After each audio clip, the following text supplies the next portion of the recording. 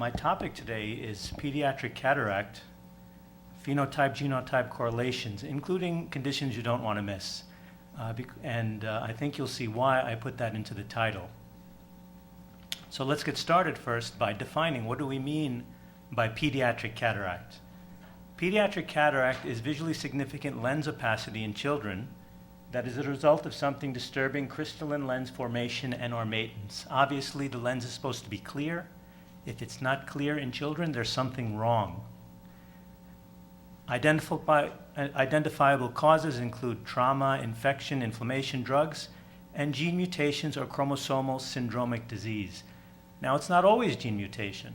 There are other causes for pediatric cataract, and we have to remember that. We shouldn't always jump to think that it has something to do with genetics, but it often does.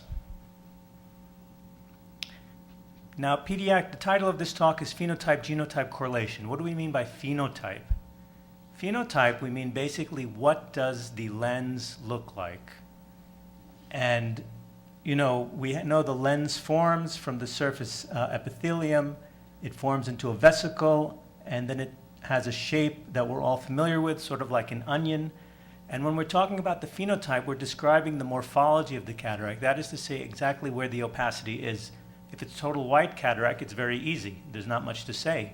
But very often we can see patterns in the lens, and these patterns are very, very helpful. And I would like to encourage everybody, not only pediatric cataract, but adult cataract, before you do cataract surgery, describe or draw what the cataract looked like, because sometimes this becomes very important later on in ways you might not predict at the time you're doing surgery. So always try to describe the phenotype of the cataract. When it's formed, the lens looks like this, and of course, how can we describe the phenotype? It can be nuclear if the opacity is in the center. It can be anterior subcapsular, posterior subcapsular. It can be cortical if it's in the cortical layer. It can be dots. It can be flecks. You just describe what you see, and with the slit lamp, we can see exactly where the opacities are and describe the phenotype. Of course, also we have the Y sutures and the anterior and posterior Y sutures, which don't show in this diagram, but that's something also we see in the cataract, in the lens, and that's also something to look at, and you'll see why a little bit later. The major protein component of the lens are the group of proteins known as the crystallines. So not surprisingly, when you have a gene mutation, very often, gene mutation causing cataract, very often it's in a crystalline gene. But not always, but very often.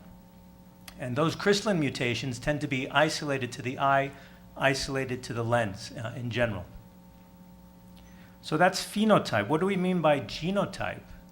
Genotype, we mean what does the DNA show if it's a genetic cause? And when do we suspect genetic causes? We should suspect genetic causes when pediatric cataract is bilateral and familial. These are the cases that are likely to be genetic cause. Unilateral cases, very unlikely. The most common cause of unilateral pediatric cataract is posterior fetal vasculature, by far. And there's a whole range of spectrum of that. And that, in general, is not inherited. Genetic cause should also be suspected when there are coexistent findings, such as dysmorphism and or other congenital abnormalities. Here now, this is a high risk, familial, bilateral, and other features in the patient. This is when we have to start thinking about genetic causes. And sometimes it's helpful to uncover these genetic causes because then we know what to expect for the patient in the future. And it can affect the patient's morbidity and even mortality in some cases. Now, most of what's been written about the genetics of pediatric cataract is in the Western literature. And if you read the textbooks, it says pediatric cataract is often autosomal dominant when it's familial, and it's from mutation in one of the crystalline genes, as I mentioned, because again, the crystallines are the major component of the lens. However, in Western populations in general, it's very difficult to find the underlying mutations, and there are multiple reasons for that. One reason is the families are small, so usually you have only one affected child. The other, in general, it's harder to uncover dominant causes for disease for multiple reasons. And there are other factors as well. But in general, it's very difficult to find the cause in Western populations. Now, in the Middle East, there are no epidemiological studies, really. But in my experience, autosomal recessive cause is very common. Now, the dominant cause that as exists in the West is also present. And on top of that, there's autosomal recessive cause. So in general, pediatric cataract is more common here because we have the autosomal dominant cause that's happening everywhere in the world. And then on top of that, an increased number of recessive cases. Often it's less difficult to uncover the mutation, especially when the families are large, because when families are large, you can start to see patterns and you can uncover the genetic mutations more easily. And when families have a recent common ancestor, as if they're in the same tribe or the same family, and it's a recessive disease, there are genetic reasons, there are genomic reasons why it becomes easier to find the mutation. Even in a single patient, we can sometimes find the mutation. So all these factors make it easier, the large family size and the tendency for parents to be related to each other. This makes it easier to find the genetic mutations. This is just a cartoon that shows why it's easier to find the mutations. And we're not going to go into this in detail. I just want to give you an idea. If two parents have a recent common ancestor, that means that a large portion of their genome is identical because there's an increased probability, there's a probability that they've inherited chunks of chromosome from that same recent common ancestor. Like you see this blue with a star here. Both of these parents inherited this chunk of chromosome or haplotype from this ancestor. And then the child has an increased probability of getting a double dose of that exact chunk of chromosome. That's the thing that's unique when spouses have a recent common ancestor. They have an increased risk of transferring identical haplotype double dose to the child. And that's why recessive disease is more common in general in families, intratribal marriage, intrafamilial marriage. And this same fact, I'm not going to go into the techniques, allows us to find the mutations using genomic techniques much easier than in other cases. So that's one reason. Homozygosity-analysis-guided testing allows us to find the genetic mutations. The other reason is if you have large families, you can start to see patterns. Imagine if this was a family with only one child or two children, you would call it sporadic. But then when you have a large family, you can start to see patterns and understand the inheritance better. That's the other reason we are able to uncover mutations more easily here because of the tendency for large family size. Now, what I'm going to talk about, all of the families I'm going to talk about have been seen here at the King Khaled Eye Specialist Hospital. I have seen these patients, colleagues like Dr. Saleh, Dr. Mohammed Shamrani, I see him. They have seen these patients as well and recognized that something was going on. I'm very happy to say also fellows and residents are increasingly recognizing these patients and identifying them. So this is really a great feeling for me that I see so many people now are recognizing these cases and we're diagnosing more and more of them. Much of the genetics, but not all of it, but much of it has been done at the King Faisal Specialist Hospital down the street under the guidance of Fauzan Al-Korea. And of course, much of the homozygosity analysis, all of the homozygosity analysis was done there. So enough about background now. Let's get into the cases. And first, let's start with a few selected dysmorphic conditions. Take a look at this child with congenital cataract. He has congenital cataract. What else can we say about him? I think most of us know what this is. He's got sparse hair. He has a flat face. He has low-set ears, almond-shaped eyes, and a tendency to stick the tongue out. This is congenital cataract in the setting of course, Down syndrome. And I think we all recognize that. Down syndrome has classic features of hypotonia, characteristic face, Very common to have congenital heart defect, cognitive impairment, the list goes on. These are just the most common factors. Congenital cataract is infrequent, but it's more common than in the general population. Much more common in Down syndrome patients is juvenile or early onset lens opacities. And up to 42% of Down syndrome patients have some sort of lens opacity by 50 years old. Of course, we know it's trisomy 1, trisomy 21. We don't have to go into the genetics of that. But I just want to highlight that at birth, it's not always obvious that the child has Down syndrome. Most of the patients with Down syndrome, they come to us, they're already diagnosed. But sometimes they come to us first. And in a baby, it's not always easy to tell that a patient has a syndrome. The phenotype is still evolving. So if you have a child with congenital cataracts, just take a look back. If the patient is hypotonic, flat face, these features, we have to think about Down syndrome. Again, most of these cases are diagnosed before they come to us, but not always. Here's another clue. This is the last child of this mother, and this mother was older when she had her child. Of course, Down syndrome increases with increasing maternal age. Down syndrome is the most common aneuploidy or abnormality of chromosomal number. Pediatric cataract can be associated with many, many different chromosomal abnormalities. There are a long list of abnormalities that have been described, and there are abnormalities still to be described. But we should keep this concept in mind. If we have a child who has multiple congenital abnormalities and pediatric cataract, should consider the possibility of a chromosomal abnormality, because defining what it is helps us to understand what that child is at risk for in his or her lifetime. So it is more than academic. It is useful for the management of these patients. And this is a nice cartoon. It just shows that out of 1 million conceptions, there are approximately 8,500 live births. And of these children, approximately 5,000 will have chromosomal abnormalities. So it's not uncommon. And of course, the most common one is Down syndrome. Let's take a look at this child. Actually, this child had cataract surgery, and for some reason, the person who did the surgery was not available, and the child ended up with me.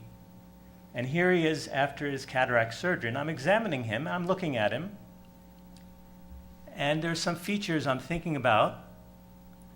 But the thing that's bothering me is as I'm talking to him, I have to really shout. He doesn't seem to get it. So he's hard of hearing.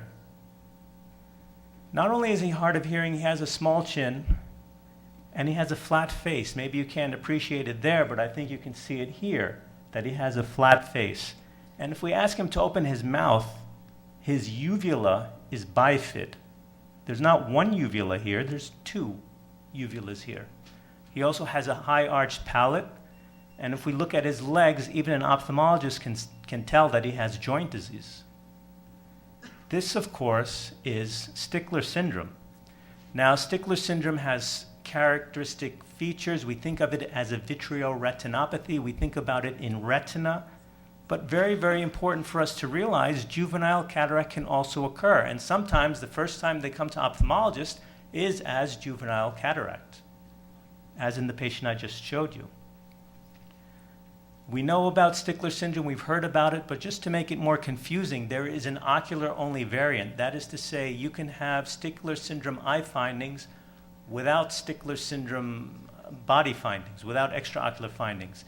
A certain mutation in the gene that affects only the collagen that's expressed in the eye causes this. So really, as ophthalmologists, we are the most qualified to diagnose Stickler syndrome more than any other specialty, because sometimes they just have an eye phenotype.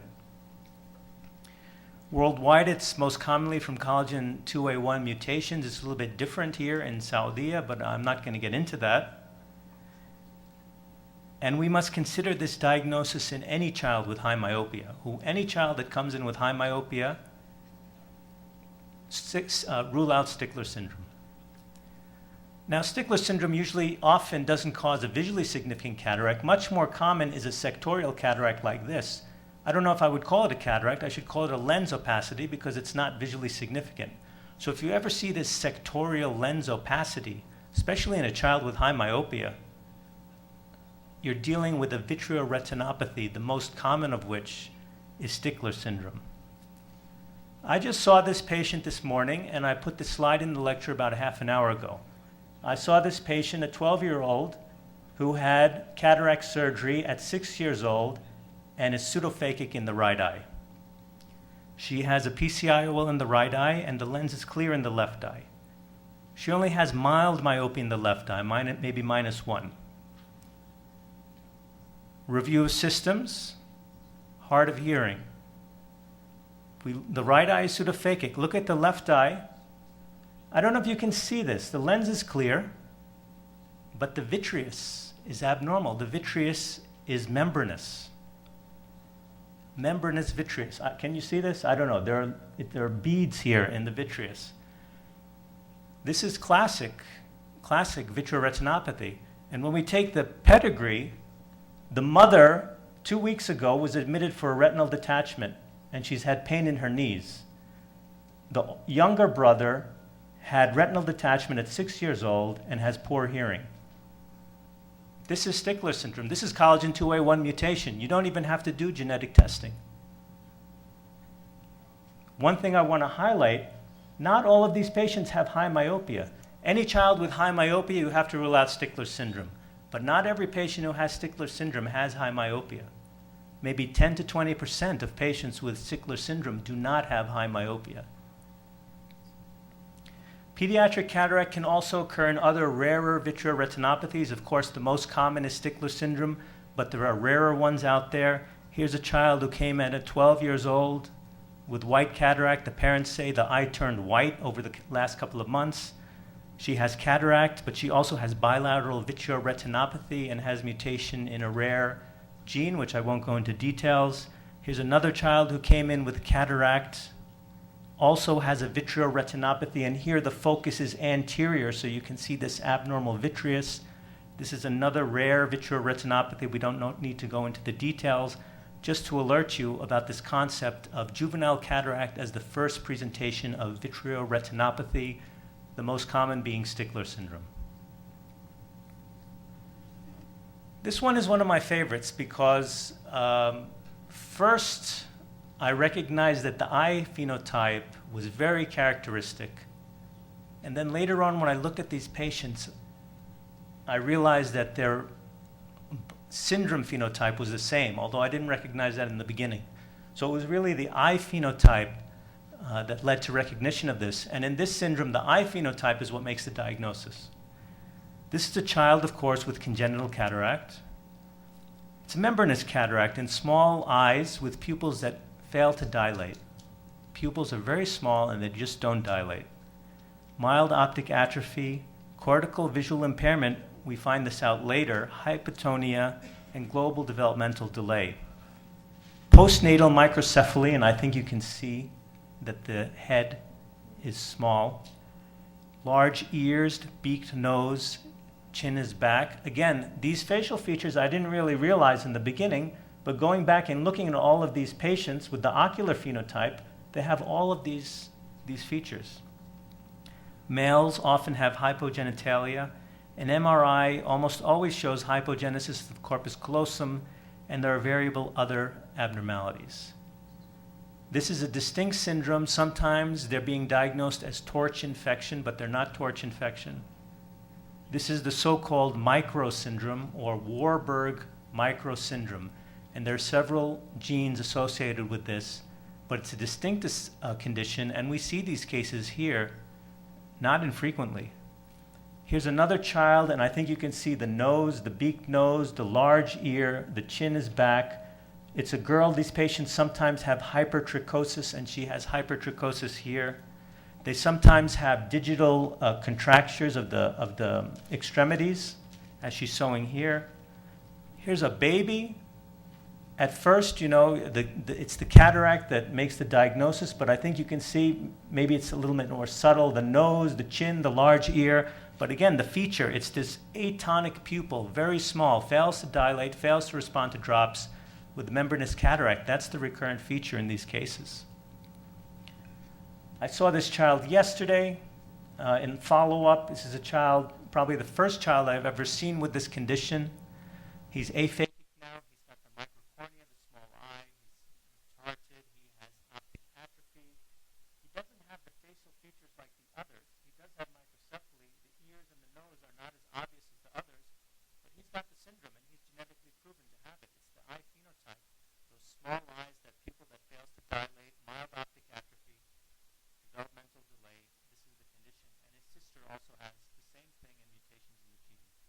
So micro syndrome, these cases are here, and we're not always recognizing them.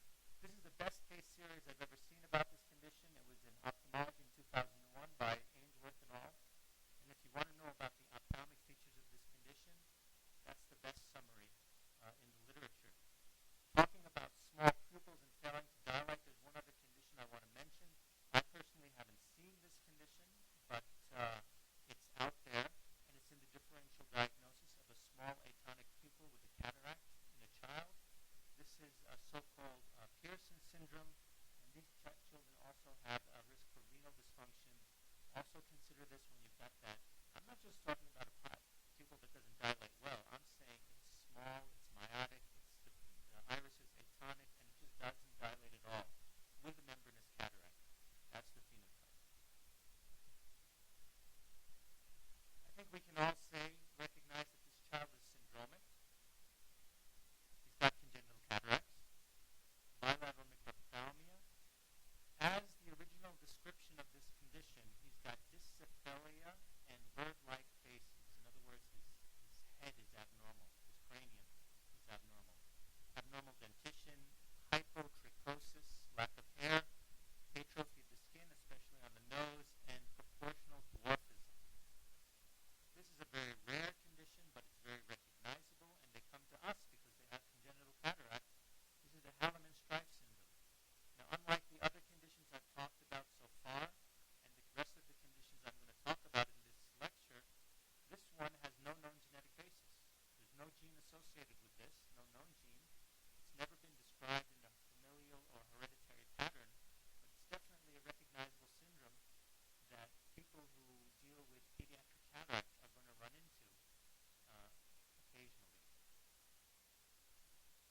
Now here's a child with pediatric cataracts, and looking at him, he also mildly mentally retarded. Looking at him, really nothing I could say to make me say that he has a syndrome of any kind or that this is familial. But then let's go back to what I said before.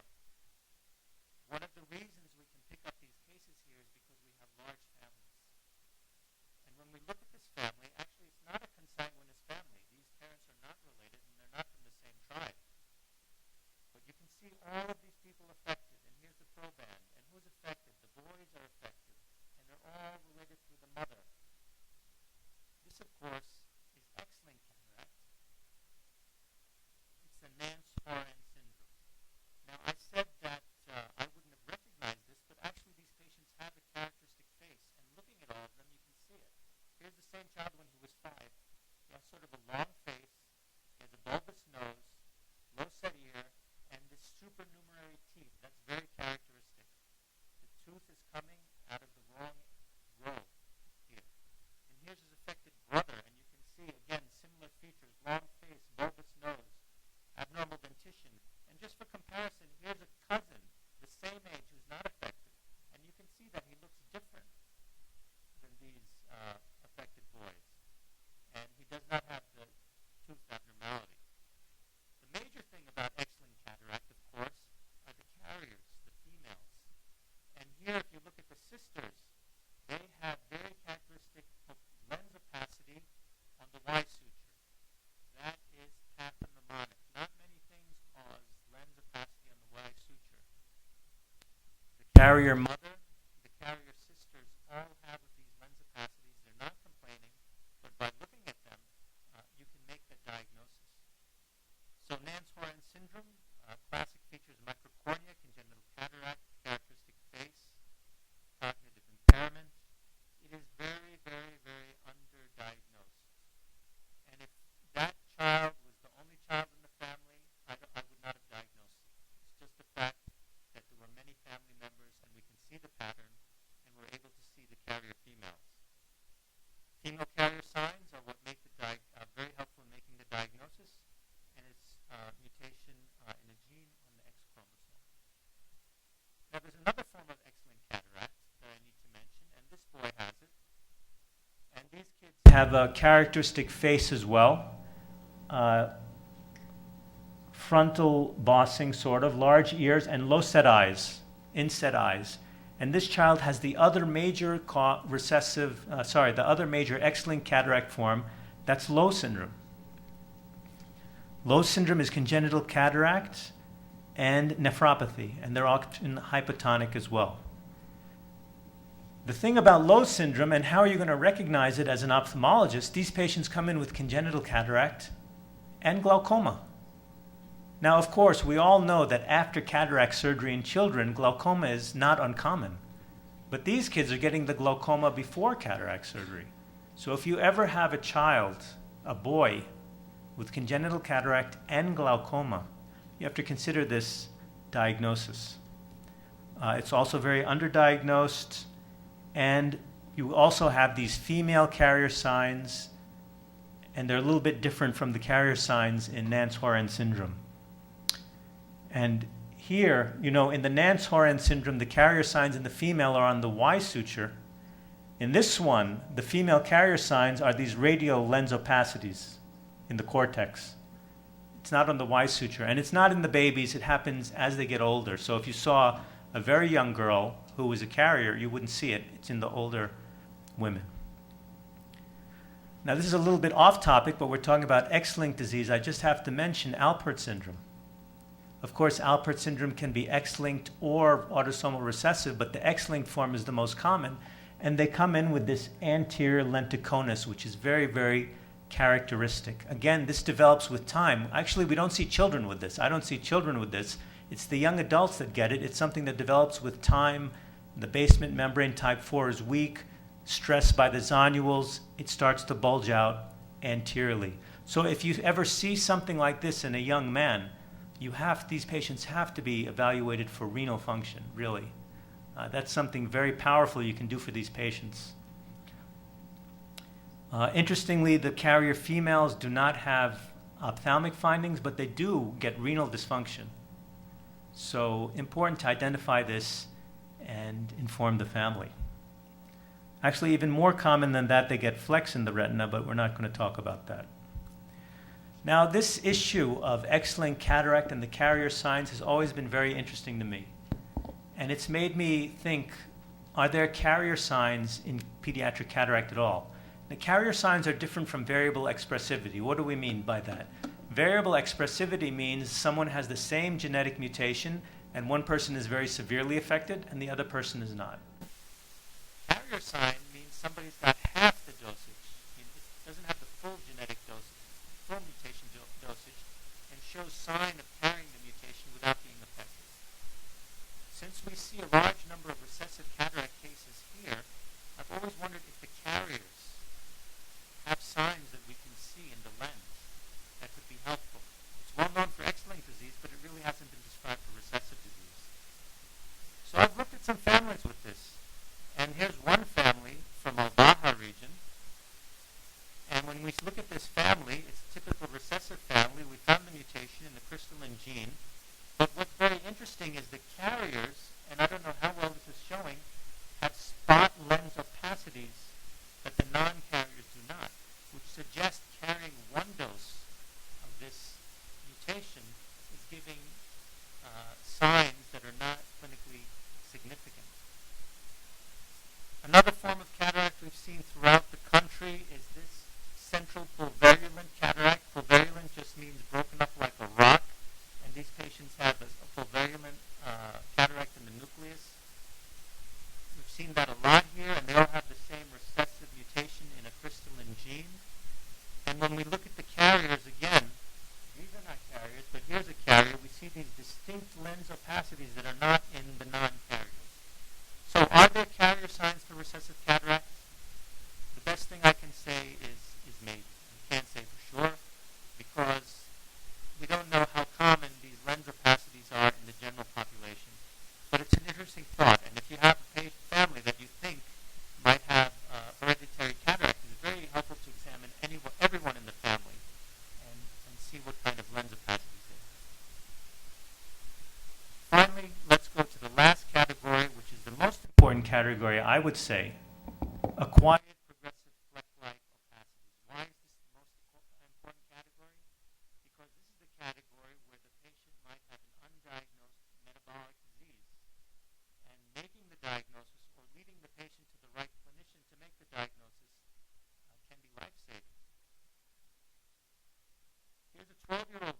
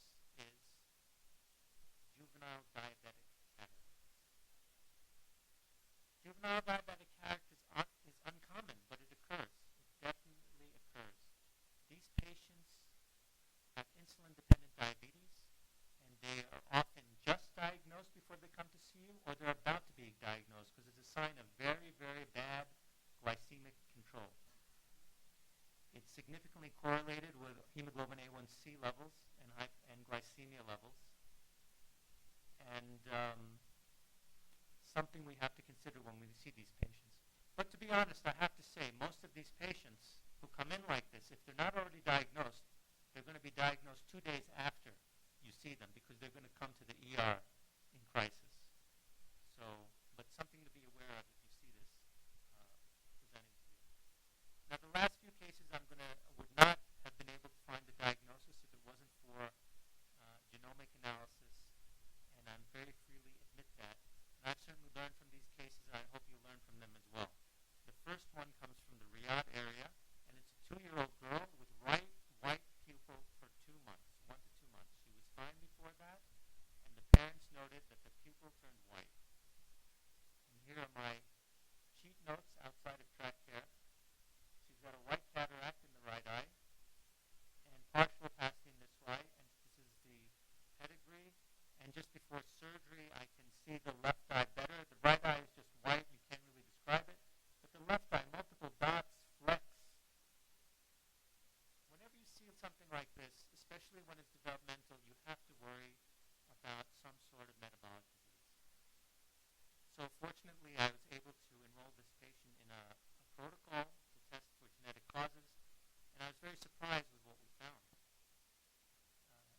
She has mutations in the gene that causes classic galactosemia. Now, what is classic galactosemia? It's a very obvious disease. Feeding intolerance, hepatic failure, renal failure, bilateral cataracts. It's not a subtle diagnosis. It's a diagnosis that is often made soon after birth. It's a deficiency of the transferase enzyme.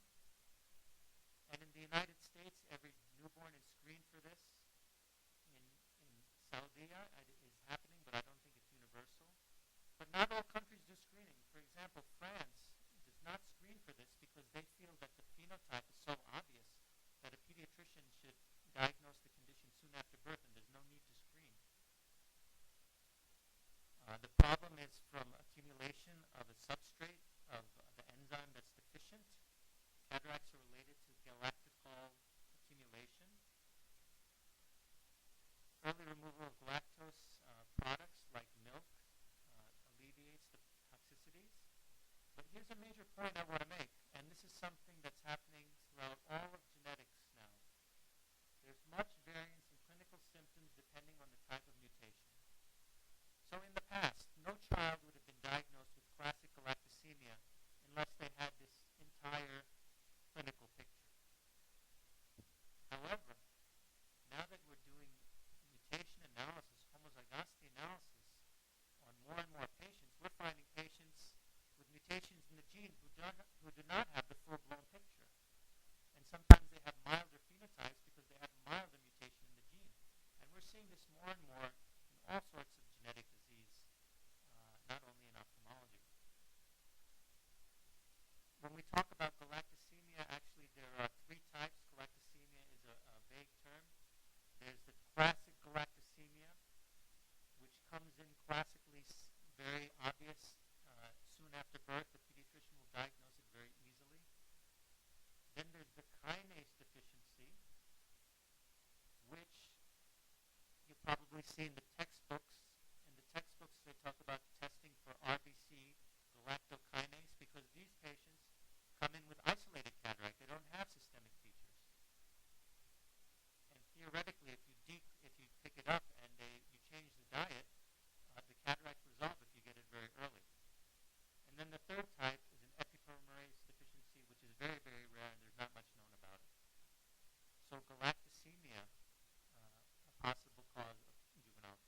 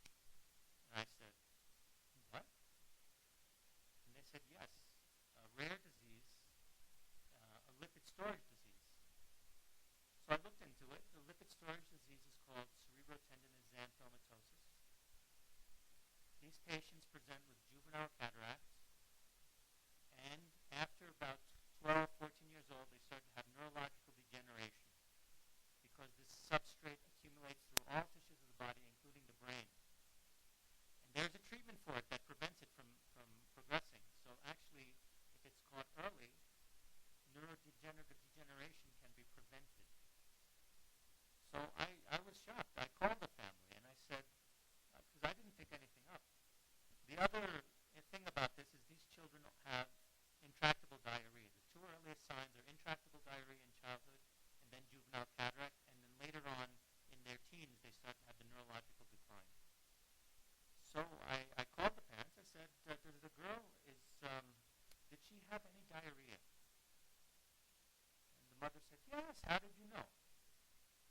She had terrible infantile diarrhea. We went to many different doctors. Nobody knew what to do. It was terrible. I didn't know that before, but I didn't ask. I didn't ask them. And they didn't tell me, but I didn't ask them. Then I asked about the older sister. I said, how is she doing in school? She's pseudophakic. She had surgery when she was 7. I said, oh, recently she dropped out of school. She's been having psychiatric problems. She's been seeing a psychiatrist. And she's very withdrawn. And she also had the intractable diarrhea. One other thing, the lab told me, we examined the whole family, the lab told me that this boy is also affected. So I said, what about the boy? He said, yes, he had the intractable diarrhea too. I said, how's he doing in school? Oh, he's rebelling a lot, but boys do that. I said, so bring him in. Let's take a look at him. And here he is. He's not symptomatic, but he's got this lens opacity in the anterior capsule, and he's got these scattered fleck opacities throughout the lens. Not symptomatic yet. Not symptomatic yet. He has got this condition. What is this condition? This is cerebrotendinous xanthomatosis, and every ophthalmologist should be aware of this condition. This condition is more important than Tay-Sachs disease. We all know about Tay-Sachs disease, and we never see it, and there's no treatment for it. This condition we're seeing, we're not recognizing it, and there is a treatment for it. So this is important for all of us to know. It's a recessive lipid storage disease caused mutation in this gene, CYP27A1. Deposits of cholesterol and cholestanol accumulate through all tissues of the body. Here's the key. Long-term treatment with chenodeoxycholic acid normalizes the defect and prevents neurophysiological findings. It prevents the neurodegenerative degeneration. This is well documented. Unfortunately, once it's happened, it doesn't help that much. The big problem is that these patients don't get diagnosed until they have the neurological degeneration, if they get diagnosed at all. Most of them don't get diagnosed. Most of them are out of our hands. We've done the cataract surgery, they're gone, they're out of our hands, and maybe they'll be diagnosed, maybe they won't be diagnosed. That's the problem with this disease. Cataracts, there have been 4 studies that talk about what the cataracts look like in this. I'm not going to go into the details of the studies.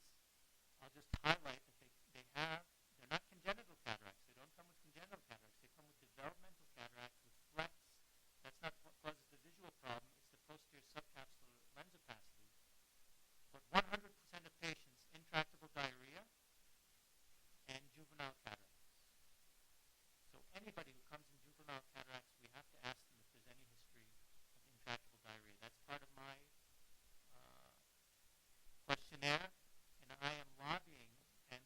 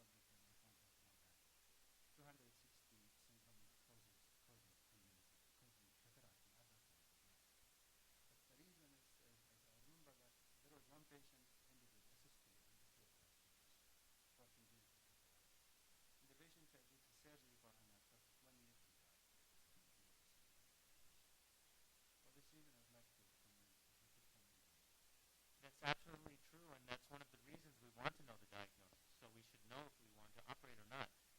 I can tell you for these micro syndrome patients, I'm not sure if we should be operating on them because they have optic atrophy, they have cortical visual impairment,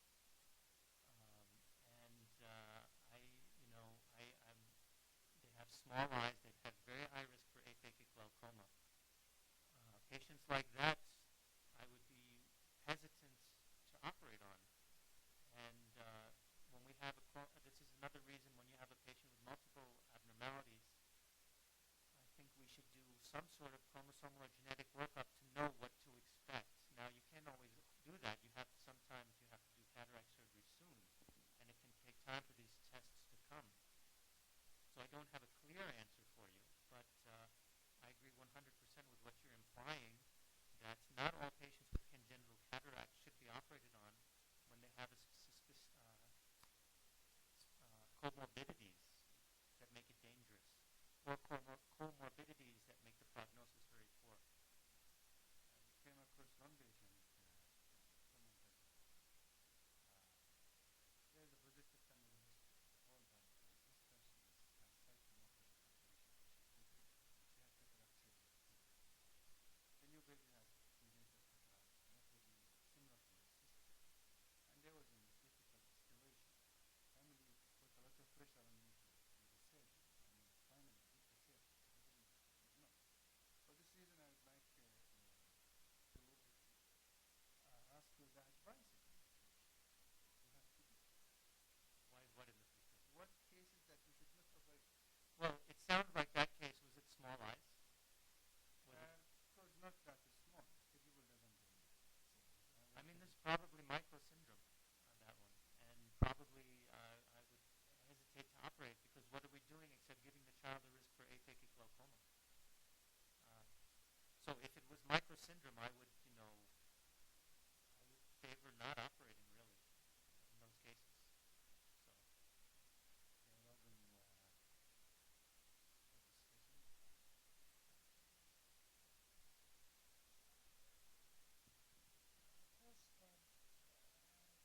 There wasn't a discussion. First, you need to direct the pupil for a very good exam of the lens.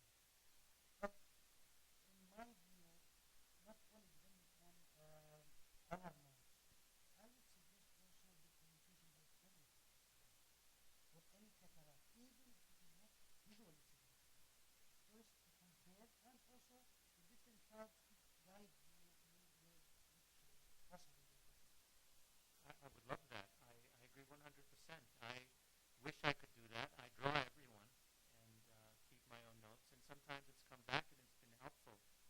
But absolutely, I tried to mention that before, and I hope even not only for pediatric cataract, for adult cataract, we should have a good morphology because once that lens is gone, you'll never know it again.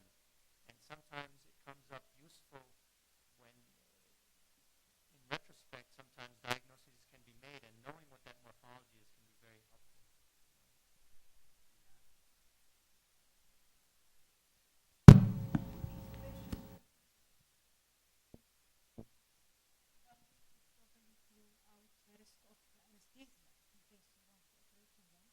The second question is the slit-like opacity, the only key to diagnose developmental cataract, which is mainly metabolic causes. I mean, Well, the first question, are these patients being worked up properly? Well, we have to be very careful. I mean, you mean for anesthesia purposes? Yeah, it's a concern. I mean, that's why we should be cautious, and any child who's dysmorphic, we should hesitate and make sure that we know what we're dealing with before bringing them to the anesthesia and maybe having asystole because it's a chromosomal abnormality associated with heart block. So, absolutely, dysmorphic patients have to be looked at very, very carefully, not casually. The other thing, no, there are plenty of patients walking around who have flecks in their lens and have no problem. What I was trying to say is that if a patient comes in to you with visual loss, and that's why they come to us. They come to us because they're having a visual problem, and they have an abnormal, they have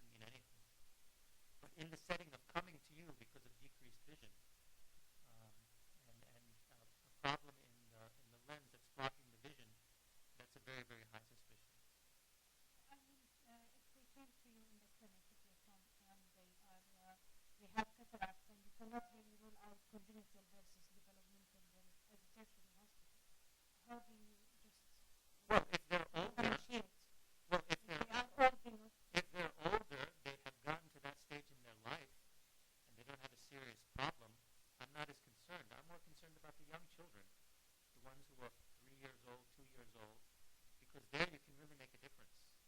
So even if you get somebody who's come in and it's metabolic and they're coming in older and they have multiple problems, it's probably a little late to be able to change things with therapy.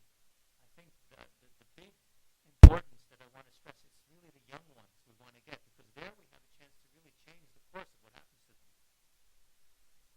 But if someone comes with an end stage, just like if someone comes with an end stage retina, it could have been a million things. We don't know what happened. But if someone's coming in the early stage and they're young, that's where we have to think about it. Of course, the family history is very important.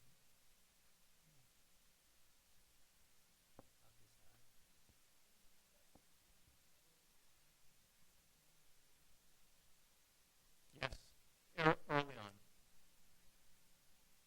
Yeah, early on, definitely.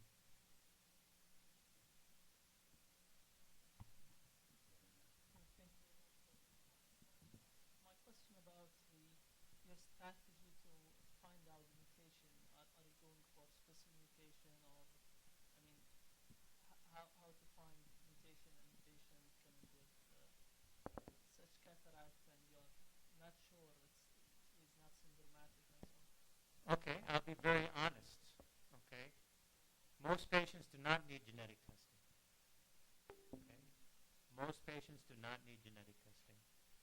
Now, for reasons of interest, I've enrolled patients in genetic testing protocols, and I do genetic testing.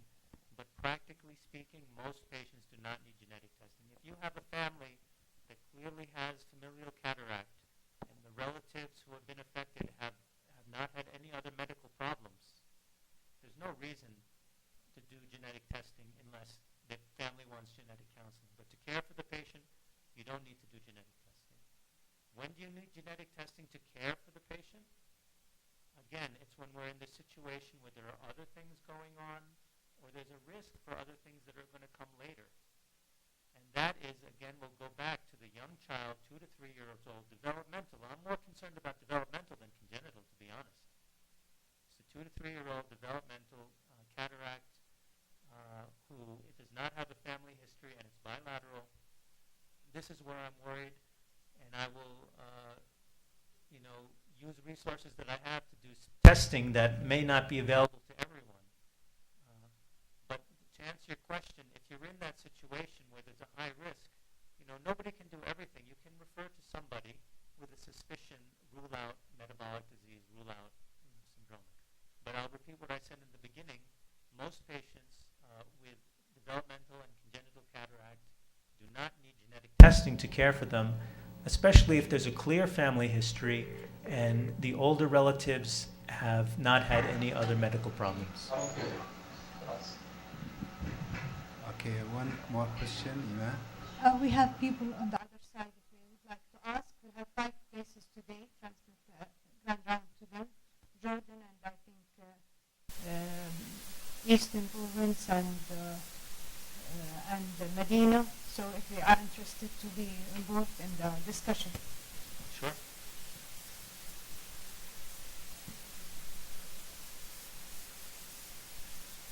The far side has been connected.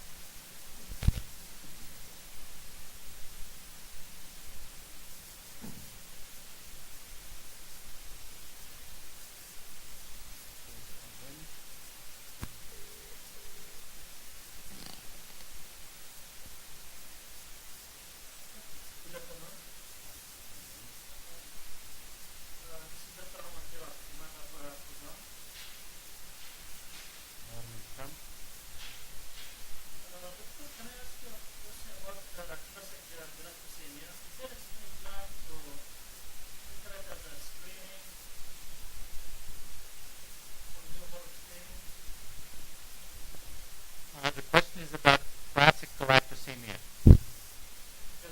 Yes. Well, in the United States and many Western countries, screening for galactosemia is mandatory for every newborn child. In Saudi Arabia, when I looked into it, I couldn't find that that it's universal, but I'm not sure. Now, I also mentioned in my talk that France has decided not to test for classic galactosemia in newborn screening because they have decided that the findings are so clear and so diagnostic that a pediatrician should pick it up without a need for genetic testing. If the question is there a plan to do that here in this country? I know they've done it on a research basis. I don't know of any national plan to do it. I tried to find out about that. I was unable to. So I don't have an answer if that's a plan. But it is done in many Western countries, but not all.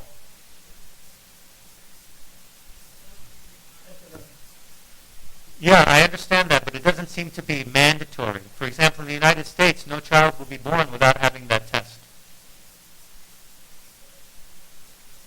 But you can argue that it's not needed because clinically you can pick up these cases if you have good clinicians.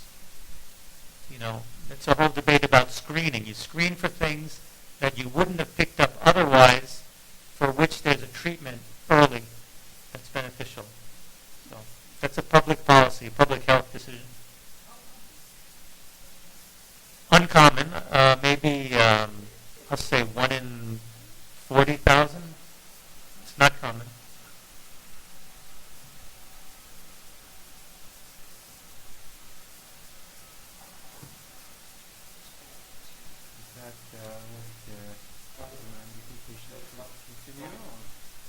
That's it? Okay. Thank you very much, Dr. Khan. Thank you for this session. And hopefully we'll see you again. Shukran.